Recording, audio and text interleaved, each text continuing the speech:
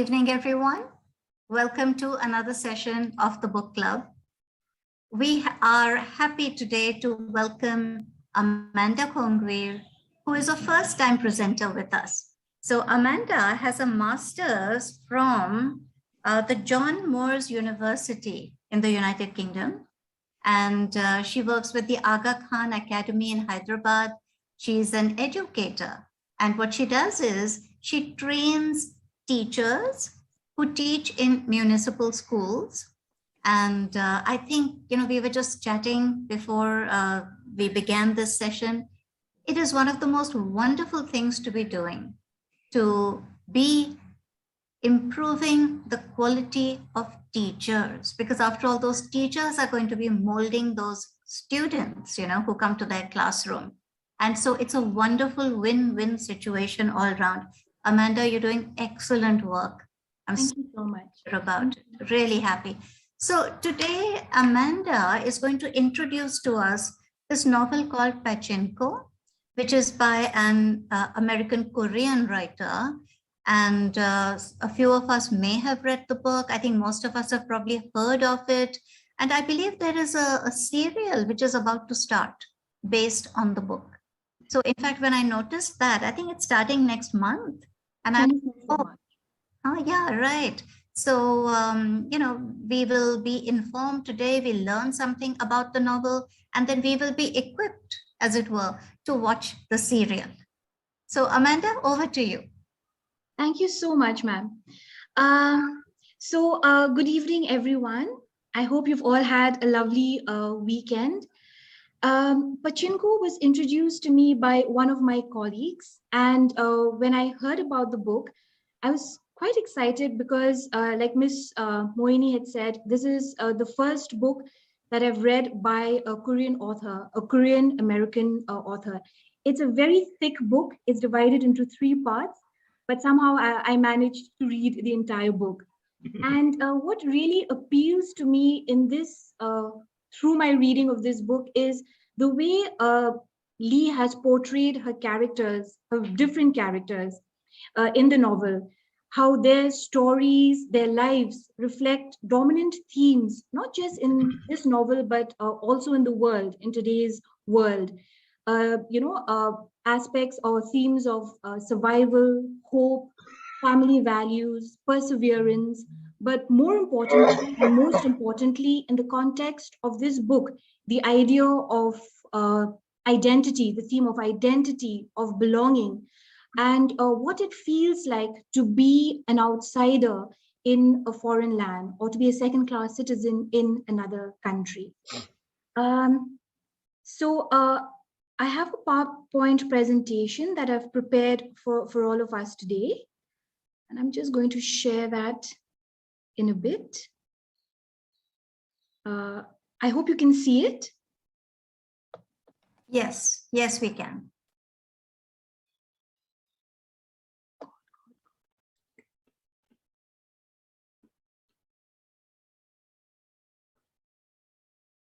Okay, so I'll begin with this. I've not really read many reviews of the book. I've just skimmed through 1 or 2 reviews.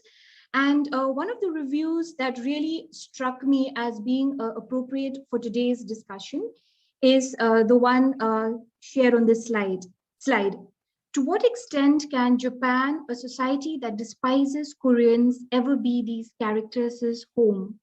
To what extent is Noah? Noah is one of the main characters of the novel, who wants only to be educated and virtuous like Isaac. Isaac is his adoptive father, the man who still raised him, still Hansu's son. Ko Hansu is also another important character of the novel, and he is Noah's biological father.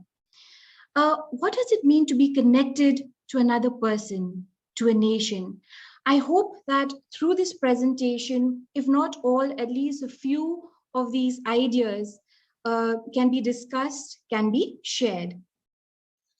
Now, a little about the author. Min Jin Lee was born in Seoul, South Korea, and she immigrated to Queens, New York when she was just 7 years of age.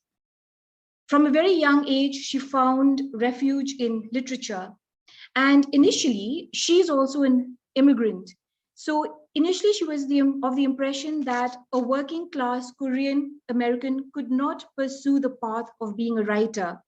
So she went on to study history at Yale and earned her law degree from Georgetown. So then, how did she become a writer? 2 years into being a successful corporate lawyer and into a promising career, she quit because of a serious liver disease. And facing this illness prompted and inspired her to write fiction. And soon she set out to document the Korean diaspora in Japan. So she's written 3 books. This is her trilogy. Free Food for Millionaires, that's her first book, which was published in 2007. Pachinko, the book that we'll be discussing, and American Hagwon. So Free Food for Millionaires is a debut novel where she talks about immigrants in America, specifically New York, where class and money define a specific reality with hidden rules for outsiders.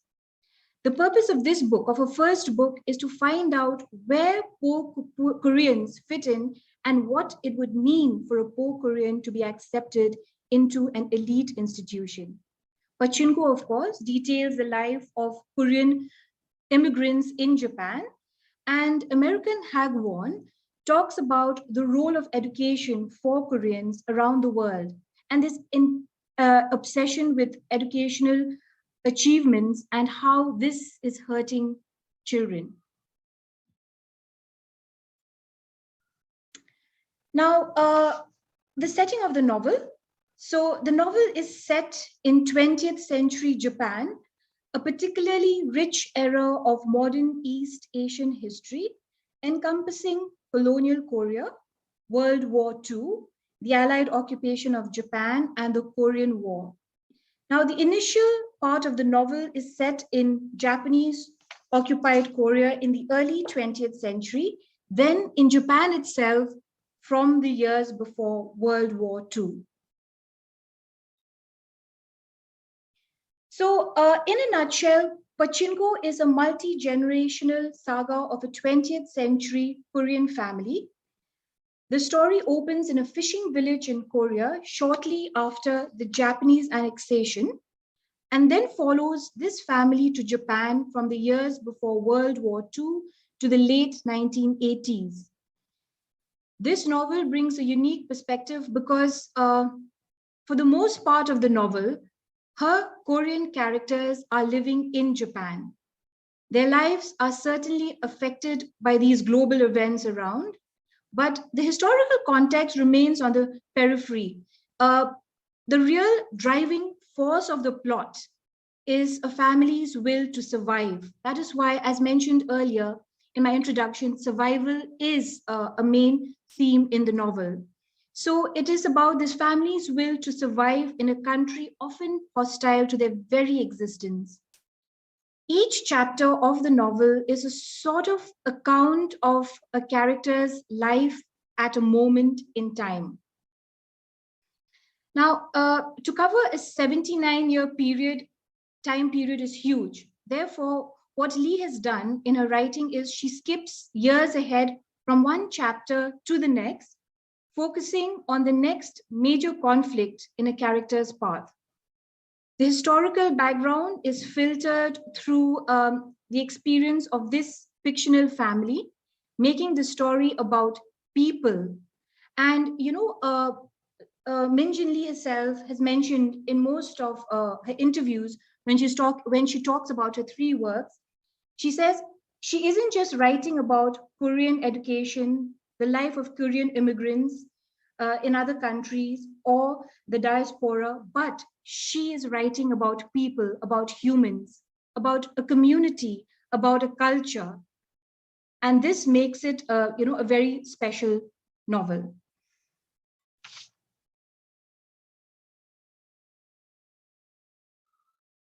So,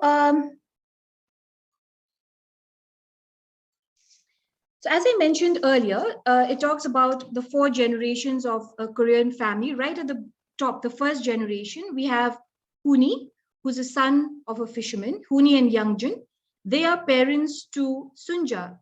Sunja is the second generation who is married to Isaac, but also has a son from Ko Hansu. So the third generation, her two sons, Noah, who is her son and Ko Hansu's son, and Muzasu, who is Sunja and Isaac's son. Solomon, on the other hand, the fourth generation of this Korean family, is Sunja's grandson and Muzasu's son.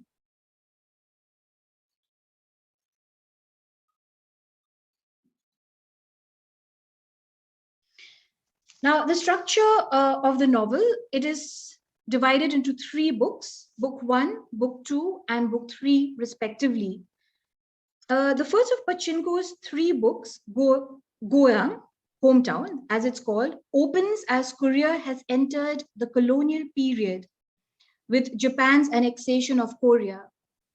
For the residents of rural Yeongdo, a fishing village on the southeastern tip of the peninsula, Japanese thieves and Korean incompetent aristocrats and corrupt rulers have dispossessed vast numbers of illiterate farmers who were unable to confirm to ownership of their land.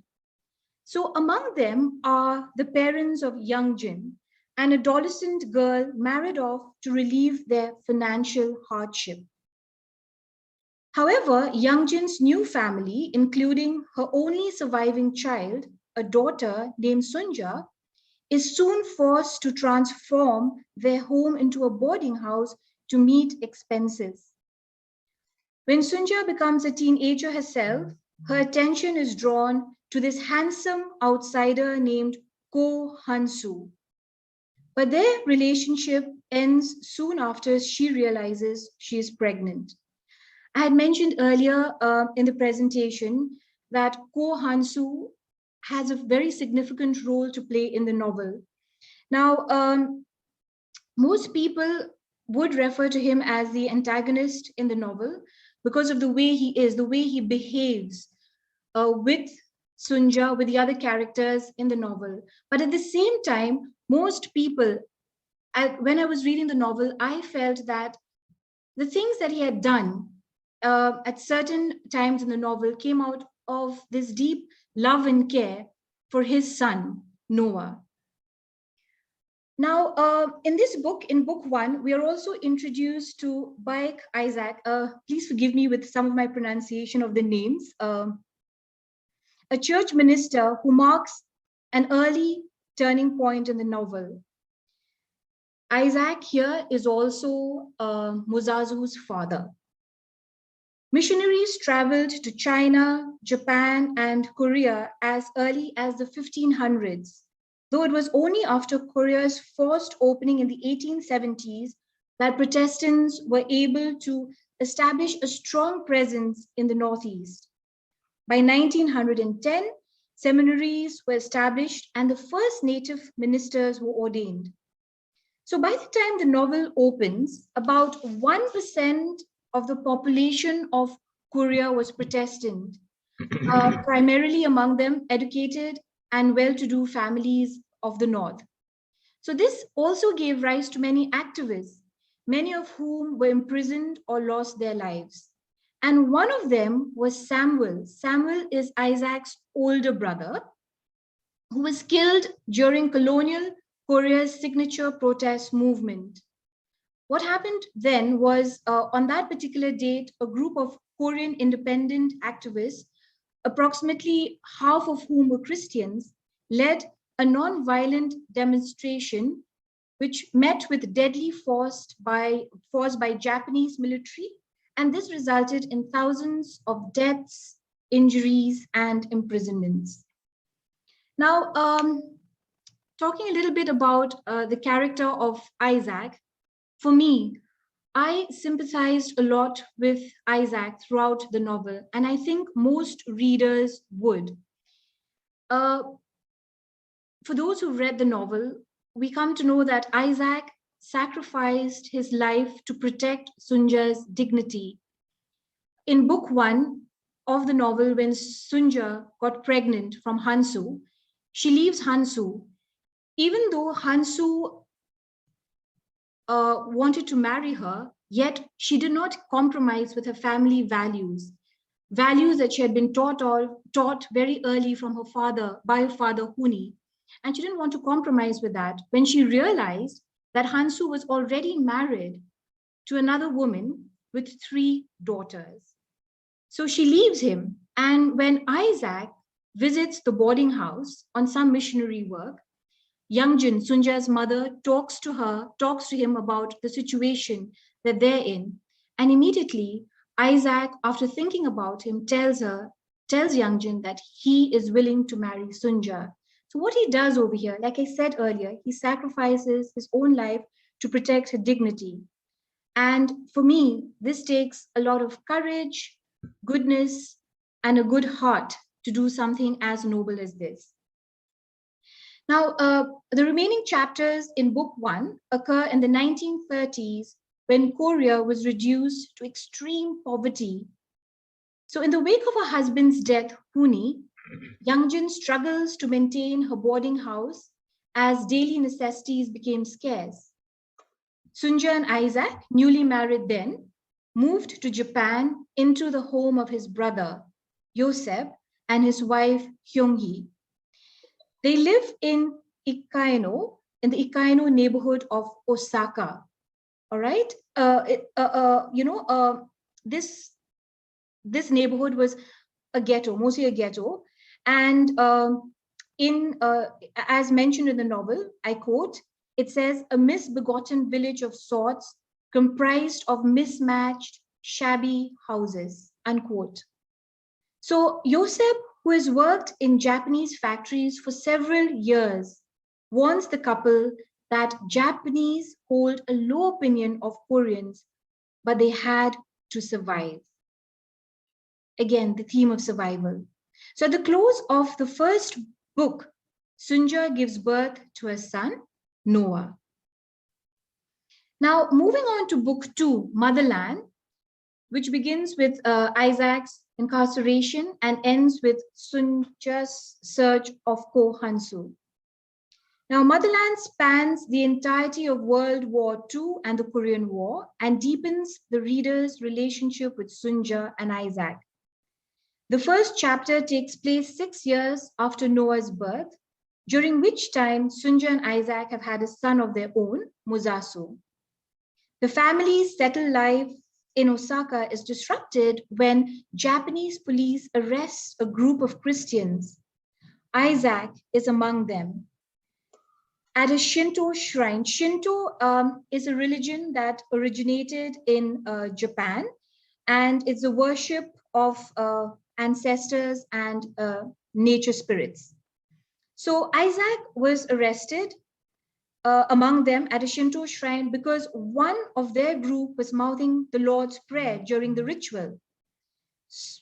After his arrest, Sunja assumes the responsibility for the financial well-being of her family, making and selling kimchi at the train station.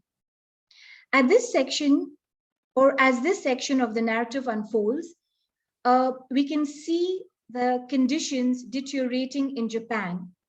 And here again, it is Isaac's brother, Yosef, who proves especially insightful. He says,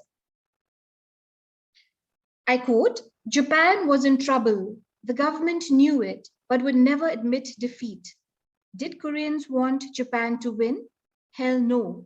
But what would happen to them if Japan's enemies won? Would the Koreans save themselves? Apparently not. So save your own self. This was what Koreans believed privately. Save your family, feed your belly. In the end, your belly was your emperor, unquote. The living conditions were already deplorable, as mentioned earlier, for Koreans in Japan. So the only thing one could think of was saving himself and his family. Although Yosef may have had no foreknowledge of events to come, he was aware of the ultimate truth, that war was ultimately senseless, and that Koreans, in Japan or elsewhere must rely on themselves. For Sunja and her family, the focus is on finding enough cabbage to make kimchi, which she sells outside the train station. Now, the remainder of Book 2 unfolds during a critical time with the division of the Korean Peninsula and the Korean War. Book 2 also explores the connections between Japanese crime syndicates, commonly known as Yakuza, and the Korean-Japanese community, areas of tension that persist throughout the novel. The Yakuza came of age in Japan's imperial period when large-scale immigration exacerbated issues related to income equality and discrimination. Excluded from the ladder of industrial bureaucratic success, the Korean and Korean-Japanese communities and other minority or persecuted groups were frequently resigned to a life outside the margins. Noah's biological father, Ko Han-soo, and his assistant, Kim Chang-ho, are the only two characters in the novel to openly pursue criminal activities. Now, Book 3. In Book 3 of the novel, the title page of this book is Pachinko, and Book 3 therefore suggests that the narrative will align with both literal and metaphoric games of chance. In a bit, I will also talk about the significance of the title of the novel. Set against the period of the economic miracle when Japan became the world's second largest economy, Musasu has found himself among Japan's wealthy elite, living in a palatial home filled with Western luxury goods and even hiring a famous pop singer to perform at his son's extravagant birthday party. Now, in Book 3, another aspect that draws our attention to the whole idea of being or remaining an outsider in a foreign land is Musasu's son Solomon, what he encountered at the Japanese, at the office, where he had to register or re-register himself as somebody living in that country. Musasu's son Solomon, having recently turned 14, he had to register with the Japanese government as a resident alien. Considered foreigners living in Japan, known in Japanese by the abbreviated term Zainichi, Japanese-born Koreans were left essentially stateless following the resumption of Japanese sovereignty in 1952, even if they had never been to their home country and spoke no Korean. As an alien in the country of his birth, Solomon encounters disrespectful clerks at the ward's office who argue condescendingly that fingerprints and registration cards are vitally important for foreign residents. And yet Solomon is not foreign. He was born in that country. Or is he? Now, as his father explains, this is something, and I quote, he says, "This is something Solomon must understand. We can be deported. We have no motherland." That's just a photo of one of the ajumas selling kimchi. Now, moving on to the significance of the title of the novel and how it aligns with both the literal and metaphoric games of chance.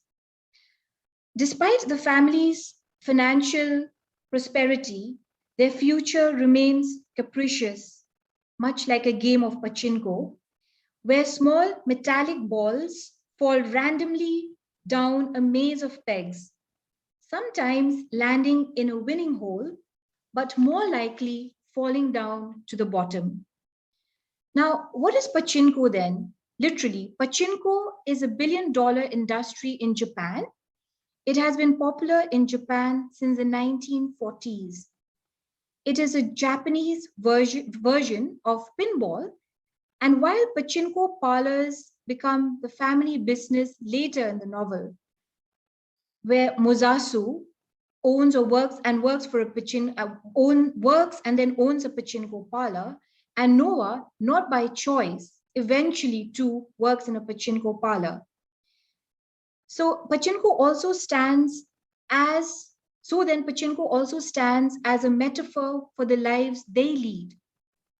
It represents the idea that the life of Sunja and her family is a gamble. You win sometimes or you lose sometimes. The game of Pachinko represents the spirit in which the Korean characters live their lives. For many of them, it seems as if an invisible hand has tampered with the pinball machine at their birth, giving them very little hope of winning. Nevertheless, they still play the game, hoping for victory. And this is what happens with most of the characters in the novel. In her exploration of the Korean immigrant way of life, Lee vividly demonstrates how working in pachinko parlors became one of the few ways to make a living, as the Korean minority was barred from employment in many industries. They had no choice, so they had to resort to jobs like these. The chance nature of the game provides an overarching metaphor for the story's understandings of fate in this family's history. Owning pachinko parlors becomes a way for the clan depicted in the novel to climb up out of poverty. There are horrors in pachinko.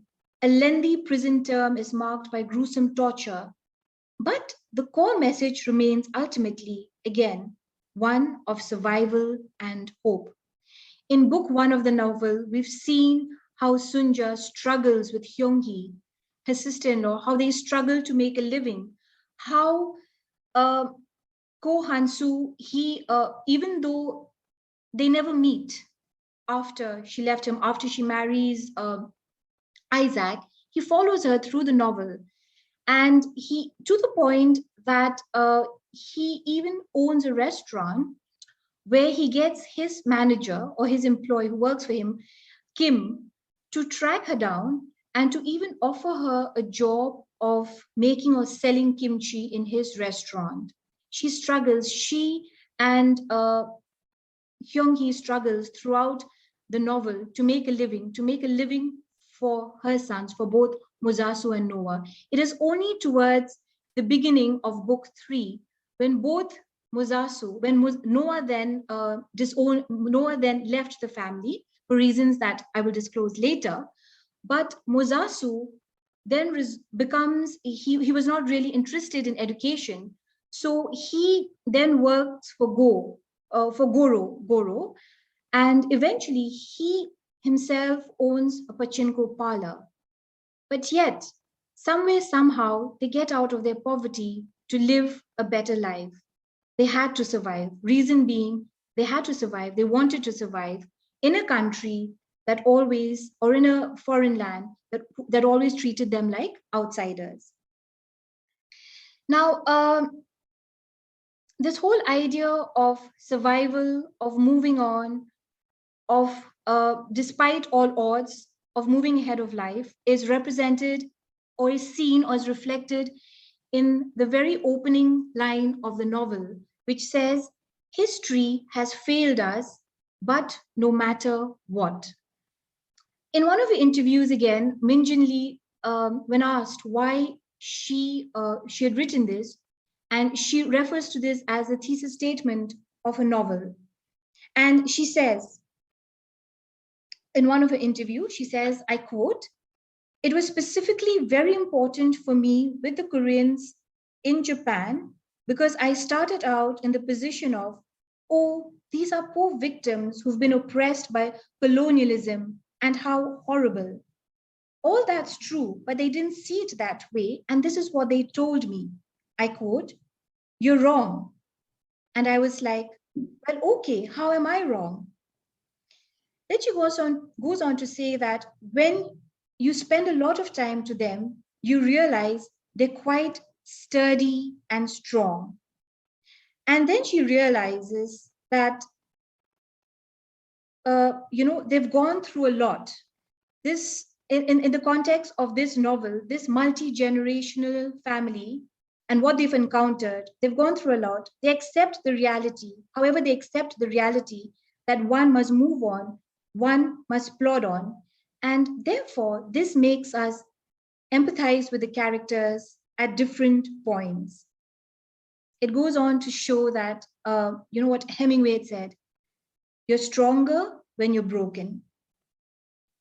So even though history had failed them, especially the poor who did not have a voice, it did not matter because people have resisted and survived.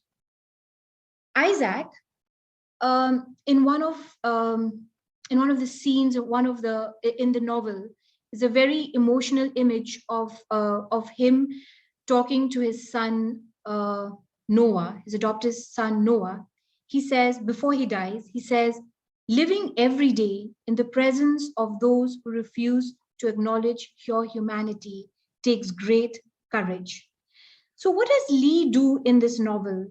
What she does is she uplifts the voices of the voiceless, those whom history has failed. And this is what makes the novel triumphant, even as these characters fight against the indifference of fate and suffer the injustices of poverty, racism, and war.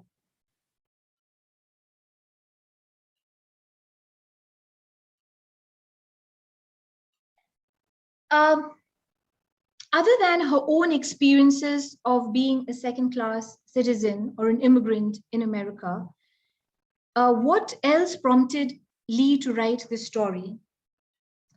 So this is what she says.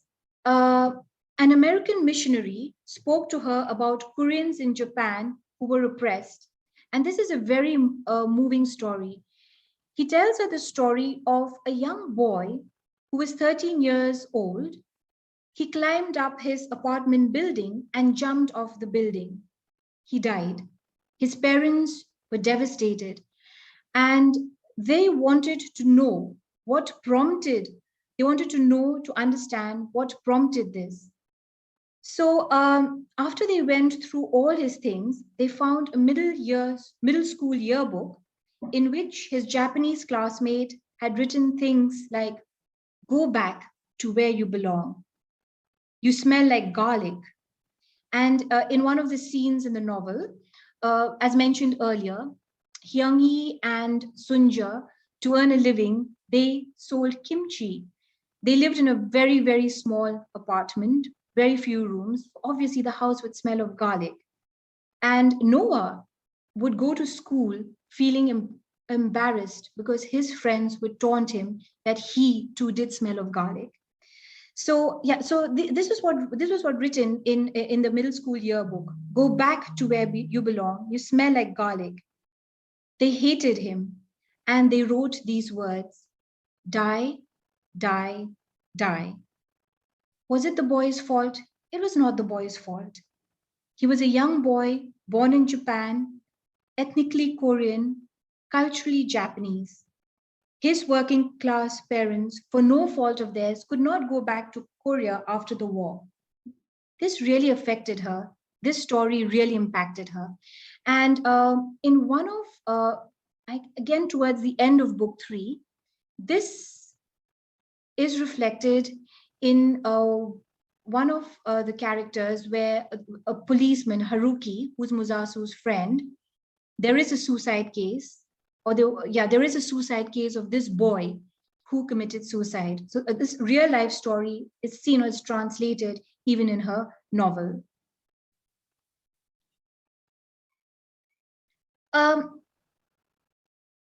Identity, belonging, being an immigrant, sense of finding purpose in a foreign land is very prominent in the novel.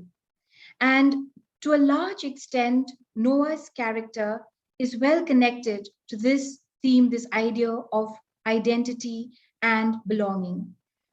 The quote taken from the book says, like all children, Noah kept secrets, but his were not ordinary ones. At school, he went by his Japanese name, Nobuo Boku rather than Noah Baek. And though everyone in his class knew he was Korean from his Japanized surname, if he met anyone who didn't know this fact, Noah wasn't forthcoming about this detail. In class, he dreaded the mention of the peninsula where his parents were born and would look down at his papers if the teacher mentioned anything about the colony of Korea.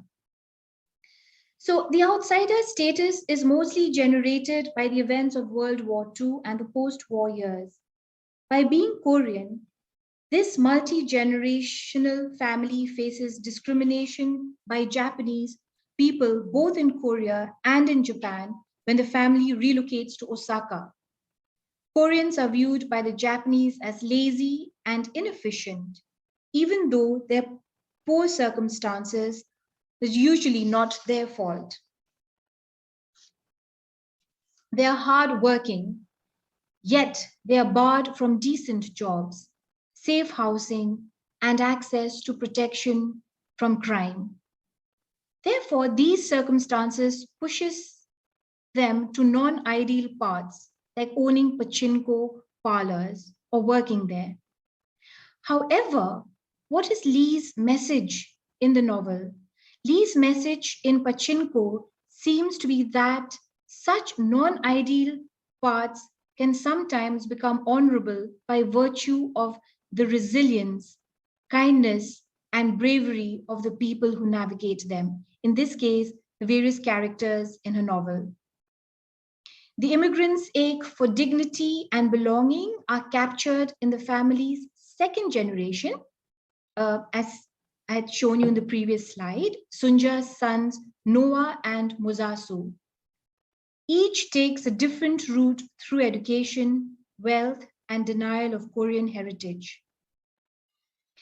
What can be mentioned over here is both Noah and Musasu are very different in their personalities. Noah was diligent, he was scholarly, he was good in academics, and his sole purpose in life, what he really wanted out of life, was not to work in a pachinko parlor, but to study in a prestigious university. He did get that when he studied in Waseda University in Tokyo. But however, when he learns the truth that Isaac is not his biological father and that Ko Hansu is his biological father, this completely devastates him. So what he does is he knew that it was Ko Hansu who funded for his education.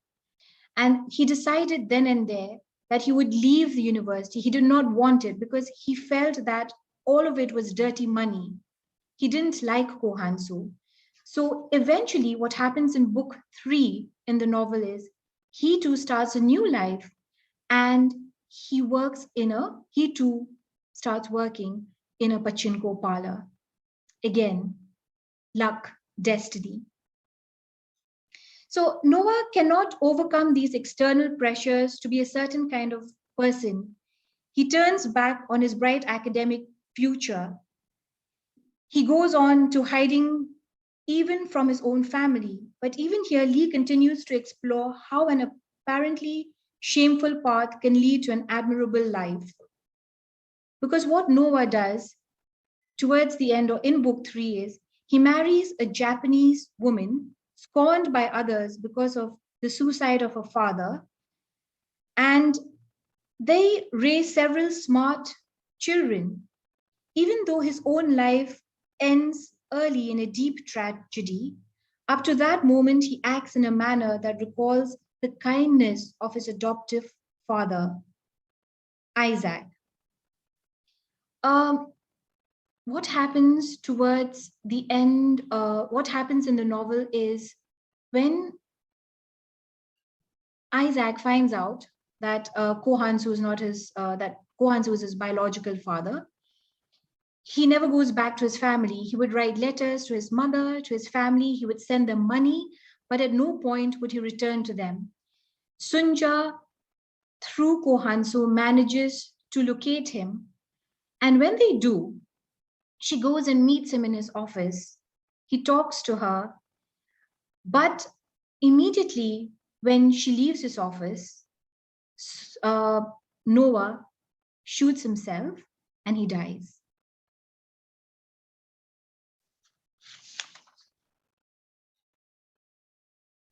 Now, what about Musasu? Musasu's character is a stark contrast to Noah. He's tough, he's charismatic, but not academically inclined. So he can't learn to read or write in Japanese. This effectively bars him from any school and work opportunities that would be considered respectable by Japanese standards. He leaves the cruel schoolyard for a job in a pachinko parlor, which proves to be his salvation. He never develops the agonizing desire to pass as Japanese that proves catastrophic to Noah, so he's able to write the tragedies of life without breaking. Where Noah feels compelled to abandon his family, his name and his family, Musasu readily gathers the many generations of his family around him. Where Noah's kindness depends on his anonymity, Musasu can be openly kind to both Korean and Japanese people without hiding who he is. He is also, unlike others, able to find love and friendship with some Japanese peers. He does foster long-term relationships with two Japanese women who were ostracized by their own families. Musasu never in any way felt humiliated to work in these pachinko parlors. He felt that it was a way to make money. He had to survive. He had to fend for himself. He had to fend for his family. Yet in the quotation over there, he says, then he was with this Japanese woman, Etsuko, and her family never really thought well of Koreans or the fact that Koreans were owned these pachinko parlors or worked in these pachinko parlors. So he says over here, why did her family think pachinko was so terrible? Her father was a traveling salesman, had sold expensive life insurance policies to isolated housewives who could not afford them, and was also created spaces where grown men and women could play pinball for money. Both men had made money from chance, fear, and loneliness. Every morning, Musasu and his men tinkered with the machines to fix the outcomes. There could be only a few winners, but a lot of losers. And yet, we played on because we had the hope that we might be the lucky ones. But then, this is what he goes on to say: Pachinko was a foolish game, but life was not.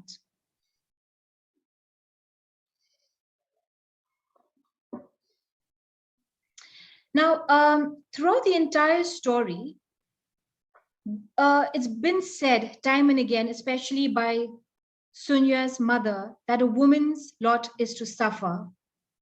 She says over there is suffering and then more suffering. It's better to expect it, you know. You're becoming a woman now, so you should be told this. For a woman, the man you marry will determine the quality of your life completely. A good man is a decent life, and a bad man is a cursed life. But no matter what, always expect suffering and just keep working hard. No one will take care of a poor woman, just ourselves. That is why she was extremely thrilled and happy when Isaac agreed to give Sunja's unborn baby a name. And throughout the novel, she keeps repeating time and again that a woman's lot is to suffer, to take care of her family, and uh, for some reason, Sunja is affected by this, and it is only towards the end of the novel that she speaks openly about it. So, throughout the entire story, the women suffer the most from carrying the burden of shame with Sunja's unwanted pregnancy to being the kind of wives their husbands expected them to, such as Hyung Hee's situation where she wasn't she wasn't able to conceive. Even at a young age, this was what her mother taught Sunja. The novel draw its core strength and continuity, however, from its female characters. The great-grandmother Yangjin, her daughter Sunja, and Sunja's sister-in-law Hyung-hee carry the family through poverty, wartime conditions, harsh multi-generational Japanese discrimination against Koreans. Sunja is a very important character in the play. She holds the story together. She is the only daughter of the hard-working Korean couple. Through war and prejudice, she discovers how difficult life can be for Koreans in Japan, and also how difficult it will always be for her to avoid the influential man who impregnated her, Ko Hansu. Even though at the beginning of the novel, she tells him that she doesn't want to see him again, yet circumstances compel her to meet him because of his power, because of the money he had. Her choices will affect or does affect every member of her family in one generation and beyond, to the point that when she chooses to locate Noah and she meets him, little realizing that that will be the last day she would see her son when he kills himself or when he shoots himself.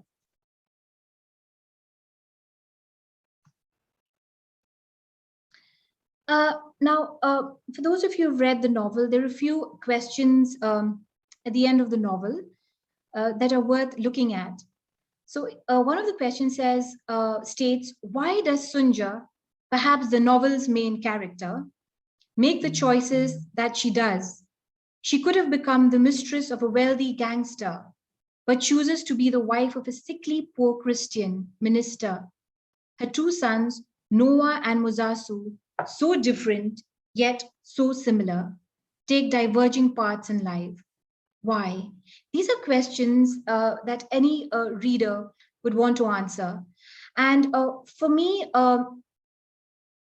why she chooses to be the wife of a poor Christian minister, I think that is greatly influenced by her family values. As mentioned earlier, where she was told or taught by her father that protecting her dignity is more important than anything else in life. When Noah discovers that Isaac is not his biological father, he is devastated. Sunja tells him, blood doesn't matter. And I think this is very important, and it throws a lot of life into Isaac's character, because he is the one who actually gives Noah his name. And this shows us through Noah, through the character of Noah, this shows us that it is impossible to love someone who is, even though that somebody is not your own. Now, her third novel, American Hagwon, talks about these Hagwon are these profit-making institutions in where Koreans, it's a kind of what you call tuitions, where they have tuitions. And for Koreans, education is very, very important to any Korean parent. Giving his or her child a good education is very, very important. And to a certain extent, this is something that we see even in the character of, or even in Isaac and Ko Hansu. Isaac, who is Noah's adoptive father, and Ko Hansu, who is Noah's biological father. Isaac tells Noah, before he dies, he says this, "What else can we do but persevere, my child? We are meant to increase our talents. The thing that would make your Appa happy is to do as well as you have been doing. Wherever you go, you represent our family, and you must be an excellent person at school, in town, and in the world, no matter what anyone says or does." So for him, education was more important. Education was very important. Educating the heart, educating the mind. So also with Ko Hansu, we see that he had this deep care and concern for Noah. And everything that he did in the novel was to ensure that Noah would would be financially secure in life, would have a good job, would not work in a pachinko parlor, and would not be a yakuza like him. And that is why when when he meets Noah in book 2 of in the novel, he says, "Learn everything you can. Learn for all the Koreans, for every Korean who couldn't go to school like Wasida." Um, I'd like to end the presentation with this little video clip. Every month. With a short video clip where Min Jin Lee is interviewed and she's been asked this question, that if her novel were to be taught in a class or to young students, what themes would she want her young learners to know? And this is what she has to say.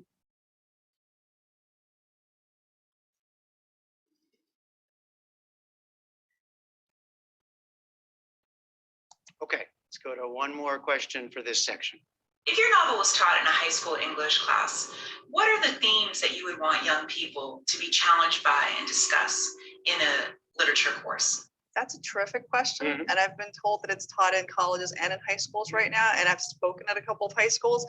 But the thing that you're not going to get right away is I'd love for people to talk about a community. Because very often people talk about the immigration, the refugee issues, as well as xenophobia. All those things are absolutely in the book. But I'm interested in the idea of when you have a student, how does she see herself in a community? What is her role? Because I think in the US, we have so much about individuality. And I think actually individuals are really important, but what's really important is how we're connected to each other. All right. And for me, that is a very strong and very important message for everybody. What does it feel like, or what is it to be connected to each other?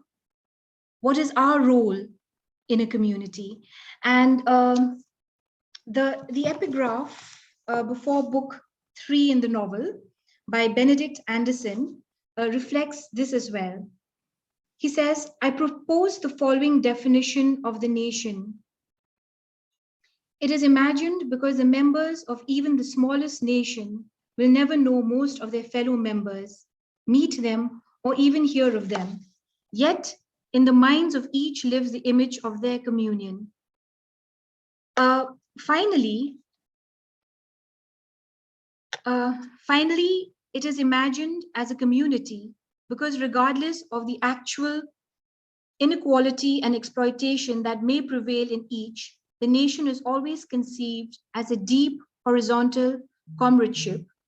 Ultimately, it is this fraternity that makes it possible over the past 2 centuries for so many millions of people not so much to kill as willingly die for such limited imaginings." Thank you so much. Thank you very much. Excellent, Amanda. Aman. It was very well done. I Yes. enjoyed it. You know, I didn't realize I've visited Korea, and before that, I had a lot of contact with the Japanese.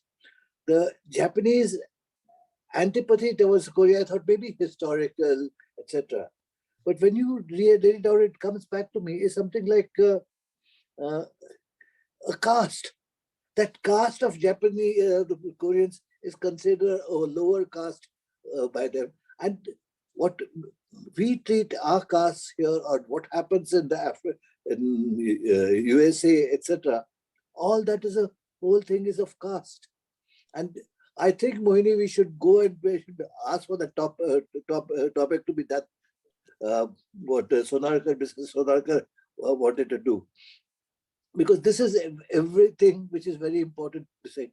I think Mohini will tell you that this is what she has, her a subject that she does and teaches at Symbiosis is politics of difference. And this is it. If I'm different, I'm blue, I'm black, I'm green, I have long hair, I must be a different person than someone else. I wear saffron, I wear green, I wear whatever.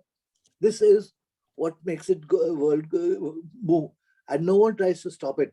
I think, Moini, you could take that part up and give a little. Yeah, I mean, I would love to enter the conversation. As Satish said, yes, I had offered a paper called The Politics of Difference. I looked at literature, from that point of view of how one community sees another community as different, as other, as worse, in some way. Anyway, Amanda, what a lovely presentation you gave us. Wonderful, so comprehensive. I mean, I imagine the book is quite long because it has so much in it. I cannot imagine that very few pages could have managed it. So I'm presuming it's quite long. And you have made a really insightful, deep study and analysis of it. Really grateful to you, because this is what the book club is all about. We're all here because we want to learn, and it's humanly impossible to read every book that comes out, but we're all there giving it a jolly good try. So you have introduced a new author to us, a Korean author, and I am fascinated by the number of themes that you have pointed out. And of course, this one about difference. So the place, the place that everyone has in a community, right, that you mentioned. Oh, yes, it's so important, especially in childhood. You need to have a sense of belonging. And if you can't have that, I think it's probably very, very devastating. Very, very true. Very, very true. Many aspects. I mean, you've talked about a woman's lot. You've talked about the suffering. There's something I always wonder, how come women have such a strongly developed sense of responsibility and duty, and how come men don't? I mean, it's quite fascinating. Then, to make a very wide statement, and then, I'll let other people jump in, the cruelty that human beings. Very true. I mean, one can never imagine that human beings can be so as cruel. individual to individual, as community to community, as nation to nation. How can people be so cruel? So, the Japanese, of course, are famous for their absolute unfeeling cruelty, in the way they treated their prisoners of war and all that. I just want to ask you one question, after talking so much. What is the tone? What is the overall tone of the book? Like when you finish all this and, it is so disappointing, discouraging, the way people behave, and it's true, it is true. I mean, you didn't have to say that it was based on reality. This is reality, this is truth, we all know it. What is the ultimate tone? How do you end the novel? Do you feel a certain that things will improve, or are you, it has happened and you can't bear it? How is it? I think, it's quite a mixed bag. There's a whole lot of disappointment, hope, throughout the novel. But I think towards the end, I think there's hope, Okay. Especially if you're looking at book 3 of the novel. Towards the end of the novel, we see we see the family in a better condition, in a better situation from where they were in book 1. They've struggled, they've survived, and they've lived through the storm. So in the end of the novel, Sunja, she goes and visits Isaac's. She goes to a cemetery and she visits Isaac's grave. And when she's there, the groundskeeper tells her that Noah would visit the grave too once a month. And what she does is she has this little keychain with her. And in this keychain, she has a photo of both her sons, Mozasu and Noah. So she digs into the soil and she buries it over there and leaves. And the novel ends with her picking up her bags and going back home. By then, they're well settled, they're well placed. And Hyung-hee, it says that Hyung-hee is waiting for her at home. We don't know what happens after that. But for somebody like me, I'm hopeful in the context of the novel. I'm hopeful that despite all her suffering, finally, she's managed to find some solace in just being who she is and where she is. Very nice. Can I ask, Sheena is there. After Sheena, Indu, and after Indu, Dr. Bharucha. Sheena, go ahead. Start your video, Sheena. Hi, thank you. It was a wonderful presentation, and I have read the book. Oh, that's lovely. Thank you so much. So I have a lot more to I share. read it over maybe a year back, so you brought it all back to me. Did you enjoy the book? I enjoyed the book. I'll tell you what. I started the book, and for the first 40%, it was fantastic. And I said, this is going to get 5 stars from me. And then after 40%, it started slowing down, you know. And then I said, no, then maybe it's 4 stars. In the end, I ended up giving it 3. But I'll tell you why. Because I just felt that, you know, this Noah's suicide for one. It was just, you know, it happened off camera and off the pages, behind the stage.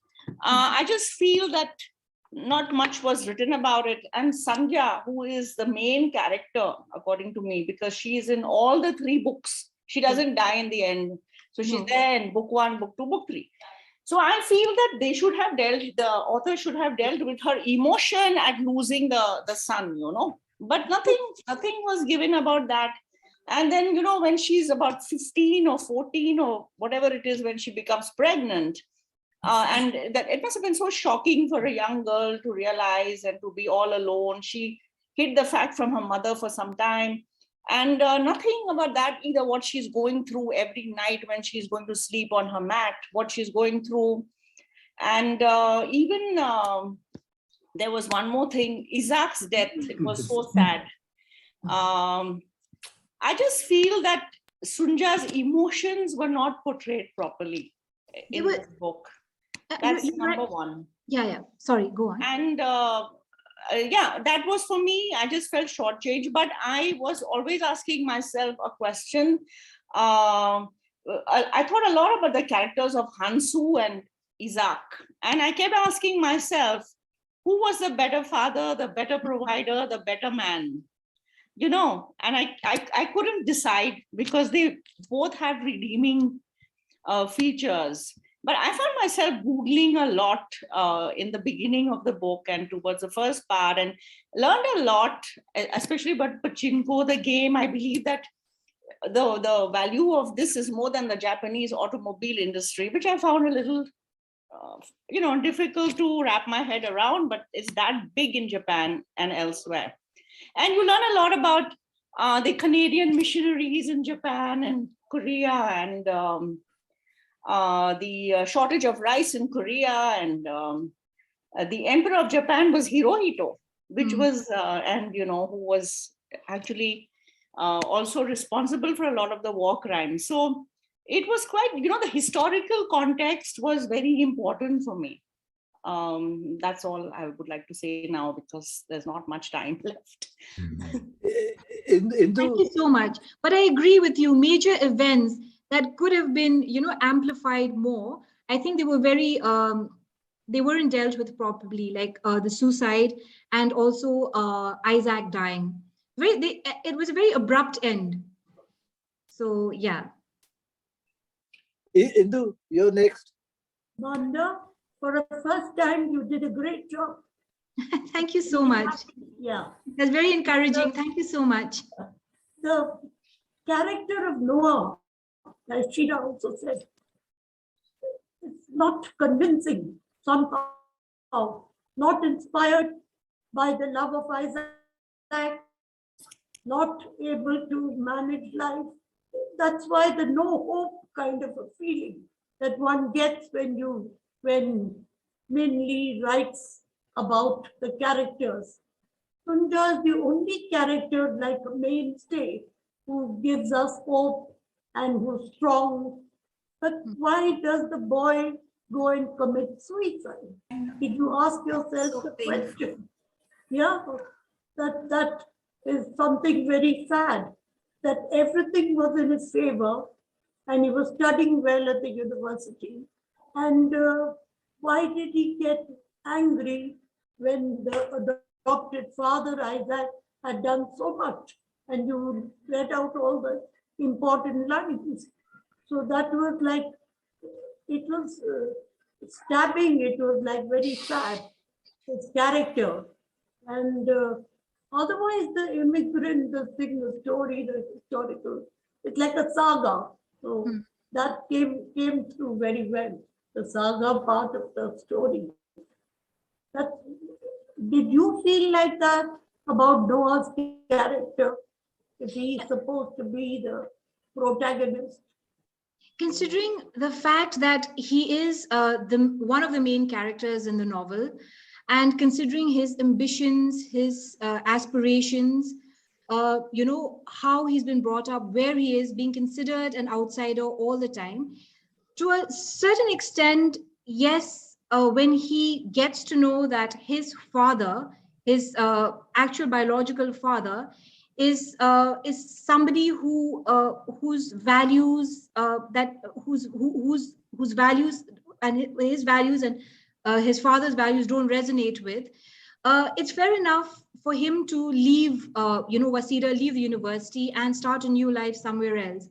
But in terms of him being showing weakness in his character when he commits suicide, uh, well, again, each individual, your thoughts, how you feel, it varies from one person to another.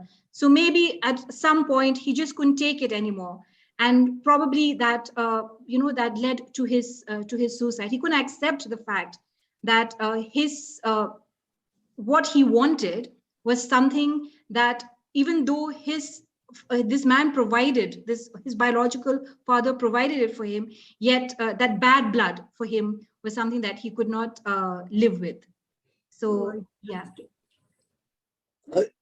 Dr. May Bharucha, I, 1 minute. Please go on, Anil. Yes. thank you for the wonderful presentation. Thank you, sir. There is one interesting thing that you talked about. I mean, the book talks about is community. Now, I want to give my experience of community.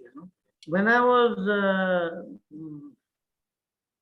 about 10 years old, my mother went to study nursing, and I stayed alone with my father. And in school, I used to get bullied sometimes. But my neighbors, who were all the children who were my schoolmates, looked after me. And they were all Muslim, and I was a Hindu. And you know what they used to tell all the other school children? इसको हाथ लगाया तो देखो ये हमारा लड़का है. Ah, And I said, I felt safe, Now this is, I don't know, this is what in the Vedas they call prarabdha karma. That means what is your origin, how you are looked after is an important thing. The opposite of that is Ambedkar, who when he joined as the Diwan in Baroda, the peon dropped the files on the table because this fellow was a low caste and the peon was from an upper caste. But then he fought that, And for me, I've always had a sense of gratitude in the sense the way my father looked after me, the way my neighbors looked after me, the way my teachers looked after me. Community. So there's always a sense of gratitude and I want to give back. So it's all a question of each individual's background. And therefore this community thing is a very complex issue. And I get very irritated when people make fun of other communities. I don't see that. For me, all communities are equal. I went to a Christian school. I had Muslim neighbors. So this is what I wanted to say about community. Anil, I tell you, there are few of us like that. But I remember going to North India. They first of all never seen a person as dark as I am. Honestly, they're all North Indians there. That was one. And that I could speak English. ये लोगों को अंग्रेजी भी नहीं आती थी. So I was the smallest in the class, very good student, etc. So I got hell of a time for the first 2-3 years, but I had to fight it continuously, and in time, Now, when we come talk about it now, to me, everyone seemed to have been great friends of mine now. But that doesn't matter. I think the last person before closing chapter is Dr. Bharucha. I always like to have Dr. Bharucha's remarks because they're well studied there. I thank you for asking me to comment on this. It's really quite an amazing book when you really look at it. And it has so many different aspects of life that have been brought out in this sort of chain reaction that comes through very well. In fact, I always like these books where they talk about generation after generation. So probably I was more sensitive to that.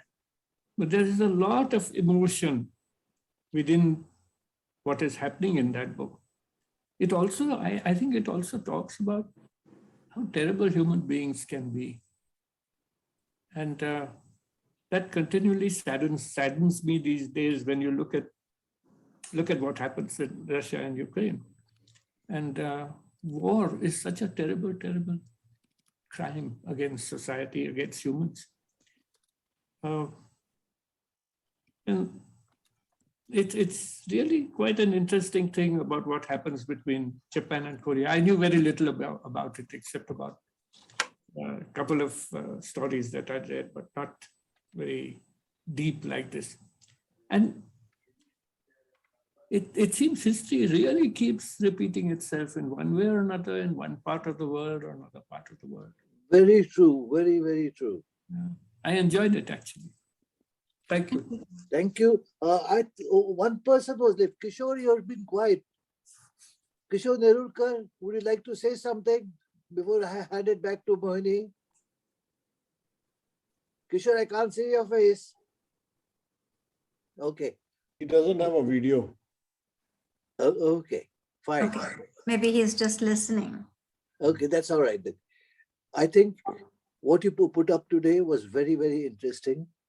Thank you It so brings much. out man's ill treatment of man, which has been, I think, all through life, through all Throughout history. all history, through all parts of the world. I'm reading right now the thing, that nutmeg story, and The nutmeg's curse. nutmeg's curse, and in that, how badly the British treated the Africans. I don't Africans, the Americans, hurts you very, very much. It's never told otherwise in public life. Anyway, we'll talk about it later. Mohini, I think you should take Yes. over. It's getting quite late. So 1 minute. Amanda, Can I just speak for a minute? yes, of course, please. Mohini, this book reminded me of that book which we had read about that book from Africa, that African author, somewhere on the Rwanda side, where there is a 4-5 generations of Homegoing. yeah, you remember? Homegoing. Sort of built on the same line and the same ostracism of the women, of the blacks versus the I whites. know, yes. So when Farooq, sab jagah hai, sab jagah hai. exactly when you realize that it is all pervasive. So And- when I was hearing this story from Amanda, I don't know who did that presentation of the book. It was Sheena. I don't know. No, it was Runa Mukherjee. Runa Mukherjee. So I remember that presentation, just going parallel the same way as Amanda was doing it, date-wise, year-wise, and the names also, African names also difficult to remember. Korean names also very difficult to remember. But somewhere down the line, another thing I wanted to, yes, that the Pachinko, I have been to Japan about 100 times during our relationship with Mitsubishi. And Pachinko is actually a very big industry in Japan, and maybe more than the auto industry in Japan. And I didn't know the Korean connection to it, but today I came to know about the Korean connection. But most of the Japanese, they don't go home, because if they go home, their wives ask them, "Why have you come so early home?" So They're not earning money. most of the Japanese guys, they pretend to say that we are going for a business meeting. Actually, those guys are sitting in the Pachinko palace playing Pachinko. And this is some of the wrong things that the Japanese do. Japanese people are very imperialistic and very, you can say, selfish and very, they are bad warriors, you can say. No, let's put it like that. They think they're superior to the world. Yeah. Very proud. Yes. And that is very not, proud. they are not the only ones. And they can hurt people, and they're not fair. And that's the reason why the agnosticities between the Japanese and the Koreans have reached to such dirty levels, horrible levels. Oh, yeah. Even history cannot forget it, But forget it, industry. We were evaluating Japanese and Korean equipment, etc. And Koreans were trying to be over smart, hiding things from us. As Japanese used to be open. And when they learned we were going to Korea, they were angry with us for, we are giving you quality that the prices of Japanese were about 30% more than the Korean. But हम हिंदुस्तानी जरा होशियार है. Japanese, we got them down to better levels. Korean levels. But I just want to end my statement saying that, Amanda, this was quite a good presentation. Thank you. That is an understatement. I would say very comprehensive, excellent analysis, excellent. And thank you so much. You touched upon, I haven't read the book, but it seemed like you had touched upon every aspect of the novel and delved deep, and you have really assimilated it. And it is only when you really assimilate and sympathize that you can tell it so well, and you did that. So I'm several steps further than Farooq in my praise of your thank you so much. So it reminded me of Amy Tan's novels and Joy Luck Club, where again it's a game of chance, and all those stories, which reveal the culture of the Chinese and how they are. And I think Amy Tan is also a very good storyteller, and you really begin to understand those people. Now, Farooq said that the names are difficult. Yes, every foreign writer, like I remember in my childhood, Russian authors, were center stage. And my goodness, what long and difficult names they have. So at least these Far Eastern names, though they're alien to us, they're at least short.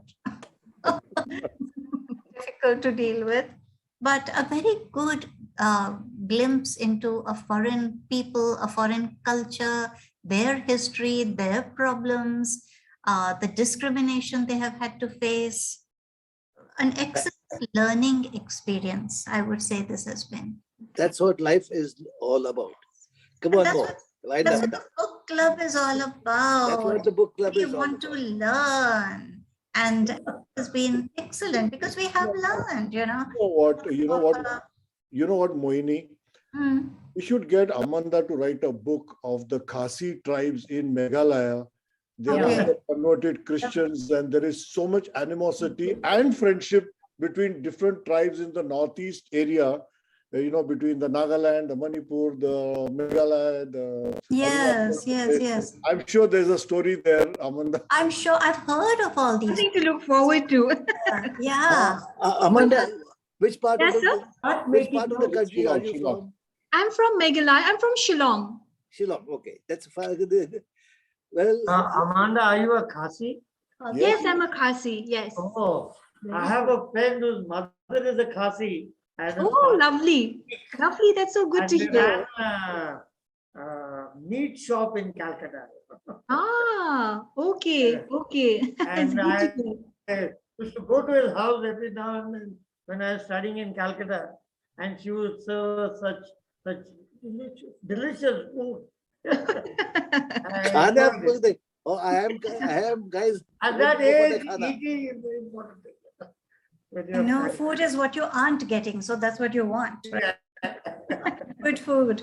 That's what you're looking out for.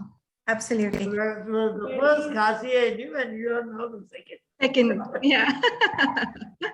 So I think we should wind up now. It's a very enriching episode of the book club. We have learned a lot.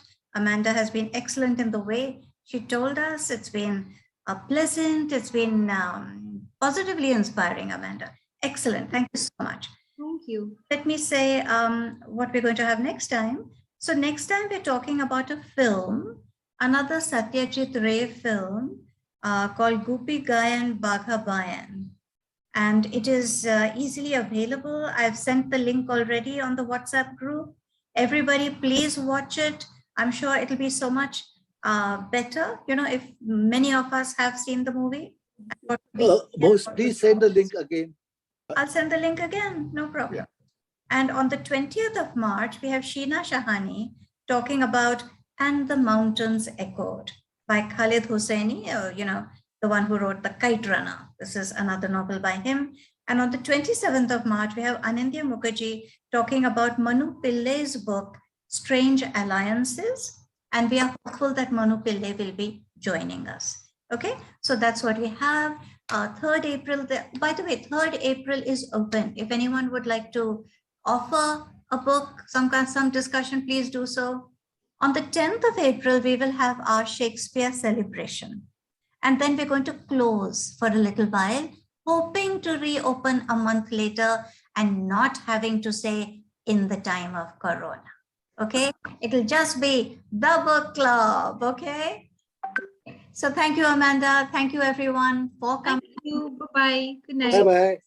Listen, talk. Last word with Farooq, as always. So before we end, let me tell you that Gyanadab is going to have a program, The Waterman of the Railways, by Mr. Ajay Singh from Bangalore, who has done a wonderful work for preserving water in the wheel axle plant in Bangalore. He also has developed, he was part of the project of the bio toilets in the railway system now, but we are going to speak about the water this time. Following week after that, on 19th, we'll have our Dr. Eraj Borucha, who will be speaking on the book by Dr. Salim Ali's joint program of Book Club and Gyanpedia. And following that, on 26th, we'll have a program on a gentleman who's going to speak from Portland. And he has made himself the 12-inch telescope, which is a very big achievement, and about cosmology beyond the solar system. And I'm trying to get the 4-hour recording of Dr. Mullah Mutta, regarding that Maratha centenary by Uday Kulkarni. So there's a 4-hour recording which is there, and it is now the property of Khaki clubs in Bombay, but they are going to share it with me on 15th of March. So once I get the recording, I'll sign up a series of 1-hour sessions where Uday Kulkarni will speak about the whole Maratha centenary. Fantastic lecture, and I'm sure everybody that enjoyed. Just like you have the Shakespeare saga, we may have a parallel Maratha centenary saga going for 4 weeks, so something like that. I think it'll be a good treat for everybody there. Farooq, I think, like what we have been doing, giving next 4 days programs, etc., written down, so people can read it in advance. I'll do Could that. you just send it to me, and we will. Yeah, you have been telling me that. Yeah, you have been telling me that, and yeah. And believe me, I just want to tell everybody that all our videos are there on the YouTube. Please go on the YouTube and please press like and subscribe or something on that, so that we get more viewership. Satish, you won't believe that our program on Pakiza has got 17,000 views here. Wow. So it's just about people going and just saying just like, and it creates more views. Then it gets the algorithm of YouTube then puts it further. All our book club programs are on YouTube. All are on the events page of Facebook. Fantastic. All of them are there on our website. So just somebody has to go and say like, and just say share to someone. That's it. I got 2 just now. I got from Vispi and one more person. I can't come because of so and so reason. Can you send it to me? I said we will have this, and please anytime, just go the next day and you'll be able to hear the entire program. Okay, I think that's calls for the end. Thank you all very much, particularly you, Amanda. Very good. Enjoyed this, Amanda, and would like you to think of 3 months ahead and tell us what more are you going to do for us. Okay. Sure. I think I'm encouraged now to do another book session. That's it. That's it. Hopefully, fingers crossed. Okay, everyone. Amanda and Mohini, I am so relieved. Thank you, everyone. All the very best. I'm so happy. Thank you so much. Have a lovely evening ahead. Thank you. Thank you. Good night. Bye-bye. Bye. Good night.